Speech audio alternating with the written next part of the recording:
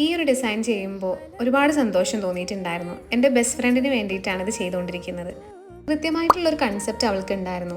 ഏത് കളർ വേണമെന്നും എവിടെയൊക്കെ ഹാൻഡ് വർക്ക്സ് വേണമെന്നും അങ്ങനെ എല്ലാത്തിനെക്കുറിച്ചൊരു ധാരണ ഉണ്ടായിരുന്നു. അതുമാത്രമല്ല ഒരുപാട് റെഫറൻസ് ഞങ്ങൾ ചെക്ക് ചെയ്തിട്ടുണ്ടായിരുന്നു.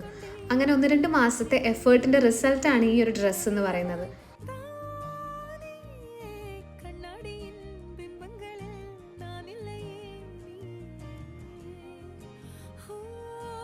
അങ്ങനെ ഇതാണ് നമ്മുടെ ഔട്ട്പുട്ട്. ഹെവി ഹാൻഡ് വർക്കും നല്ല ലേസ് ഡീറ്റെയിലിങ്ങും എല്ലാം കൂടെ കൊടുത്തിട്ടുള്ളൊരു നല്ല ഭംഗിയുള്ളൊരു എൻഗേജ്മെൻറ്റ് ഔട്ട്ഫിറ്റാണിത്. എൻഗേജ്മെൻറ്റിന് പൊതുവേ ഈ ഒരു കളർ ചൂസ് ചെയ്യുന്നവരും റെയർ തന്നെയാണ്.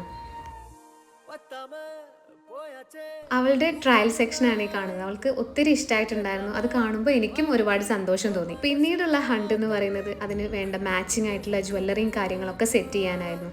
അങ്ങനെ അതെല്ലാം ഞങ്ങൾക്ക് കിട്ടിയിട്ടുണ്ടായിരുന്നു. അപ്പോൾ അതൊക്കെ ഇനി പാർട്ട് 2-ൽ കാണിക്കാം.